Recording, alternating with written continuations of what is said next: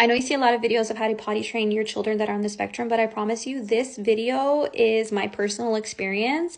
So I'm hoping that is the ultimate helpful video for you guys. My name's Jasmine. I have 4 children in which I was able to potty train 3 of my toddlers in a weekend, in which 2 are on the spectrum.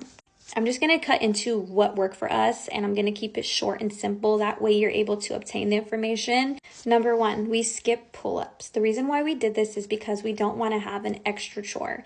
If you're asking a toddler to go from diapers to pull-ups to underwear, it may just be a little too much. So what we did is we just skipped right to underwear, and whenever an accident would occur, especially if child has a sensory disorder, obviously they're not going to like being wet, and it's going to cause more of a discomfort being in wet underwear than it would be in pull-ups. So we just didn't want them to get comfortable in something that felt so close to what we were trying to get out of, which was the diaper. Second thing we did was skip the mini potties, because God forbid, if we're ever out and my child needs to use the restroom, it may not look like their potty, which is in their schedule. Like I said, a lot of the times kids love a consistent schedule and consistency, so we just didn't want to make it so difficult for them and cause any accidents. Third thing I did was communicate with my occupational therapist and letting them know that we're introducing some underwear in our clothing routine. If your kid's in occupational therapy, this shouldn't be new to them. They are still able to take underwears on and off. They can just wear clothing on top, which is good, so that way it won't be so foreign when you do introduce it to their clothing routine. Fourth thing we did was a rewarding system.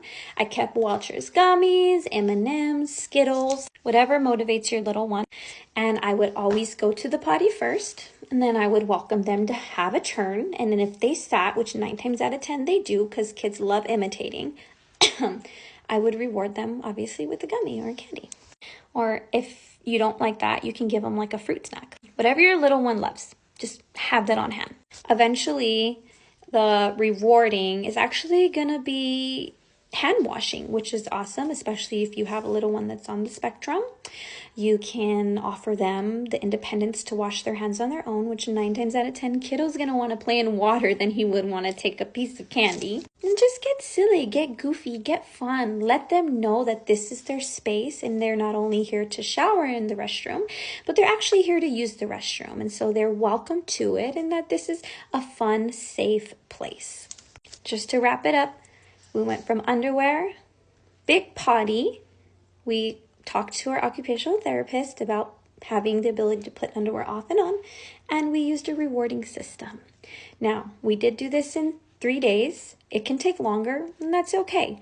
I'm just letting you know what I did that helped my children. They are still fully potty trained, and you are more than welcome to use visuals or AAC if kiddo's not really that receptive. But give this a shot. Stitch this video. Let me know what you think. Save it for later if you can't watch it now. But yeah, best of luck.